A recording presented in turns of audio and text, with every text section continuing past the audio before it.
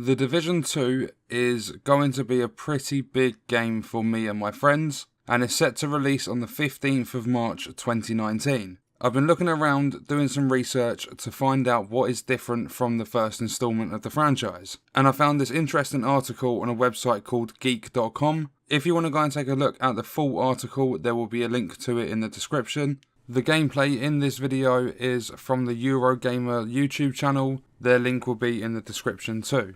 And in this video, we are going to be talking about the Dark Zone, which is the PvP part of the game. Those of you that are familiar with the first game will know exactly what it was about. Welcome back to the channel. Welcome to my first ever video on the Division 2. For those of you that don't have a clue what the Dark Zone was like in the first Division game, it was the PvP part of the game. You could get higher level loot than outside of the Dark Zone. Every single item you picked up in the Dark Zone was contaminated. You had to go to like an extraction site, wait for the chopper to come in, like there was a little time limit. The chopper comes in, takes your items. That stuff is then classed as being safe, and you can equip it back at the base of operations from your stash. All of that was going on whilst other players could become hostile towards you, and they could rob everything that you have just grinded to try and extract out of there. A lot of players had a difficult time in the Dark Zone if you wasn't that good at PvP combat and stuff. But this time around,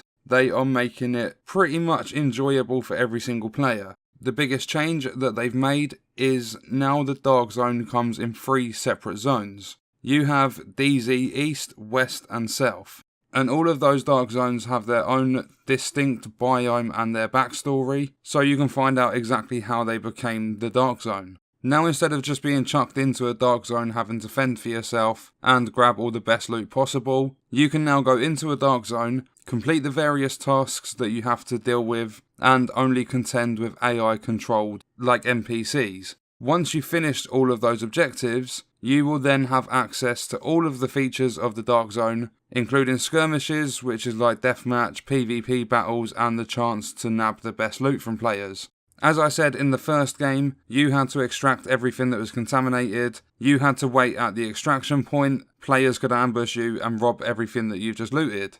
In the Division 2, not all items need extraction this time around. If you manage to get your hands on a new gun that you want to use, you are free to use it straight away.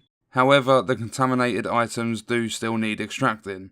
And because of that, you could spend an hour looting some items. You could lose some to players that are going to ambush you, but at the same time you will always come out of a Dark Zone now with some loot for yourself, no matter what happens. Going rogue on this game, which was basically being hostile towards everyone, is a little bit different this time around too, and going rogue in the Division 2 will open up a rogue only sub-quest. Performing the rogue actions like killing players and stuff, robbing loot, will eventually allow you to go into a place called the Thieves' Den, which will give you access to rarer gear. And it says here that you can also clear your status if you want to return to the side of the Angels. So in other words, you can go rogue, kill players, loot all their stuff, go into the Thieves' Den, get yourself rarer gear, and then you can clear your rogue status and go back out into the Dark Zone and join everyone else. Not only that, but the Dark Zone now has normalization. This means that everyone's gear is brought to the same level. So if someone's got gear that's much better than yours, they're not going to have an advantage. It's just who's the better player. Not only that, but it separates players in terms of skill level. If you have a really high skill level, you're going to dominate the Dark Zones. If your skill level is average or below, similar to mine, then we're pretty much just going to have to get good, because gear is not going to help you out in a fight against someone that has even worse gear than you. Normalization, however, is not in every single Dark Zone. During the endgame portion, players can try out occupied Dark Zones where normalization does not exist. That means that you will have to try and get your hands on the best gear possible so that you're not taken down by other PvP players, because the occupied Dark Zones are for the hardest of the hardcore players. They will house the very best loot, so it's not only going to take some skill, some practice and stuff like that, it's going to take time to take down those occupied Dark Zones. So not only do we have the Dark Zones, we have some organised PvP. That comes in the form of a game mode called Conflict, which has 3 different maps and 2 different modes. You have Skirmish and Domination. Skirmish is a team deathmatch, and Domination you have to control specific points on the map.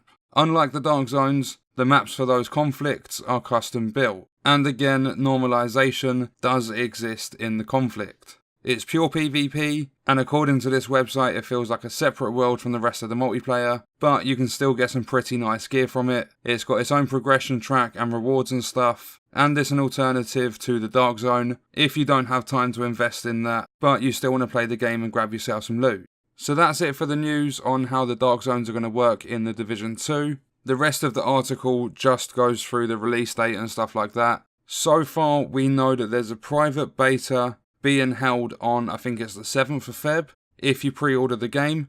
And then, I don't know if it's set in stone, but the release date for the full game is the 15th of March. If you would like to know any more about the Division 2, let me know in the comments and I can do more videos and stuff for it. I plan to do more videos closer to launch time as well, because this, Anthem, Crackdown 3 and Trials Rising are going to get a lot of attention on this channel. So if you're interested in any or all of those games, subscribe to the channel, turn the notifications on, so that you're the first to know when a video is available to watch. That's it for me, I'll see you in the next video. Thank you for watching.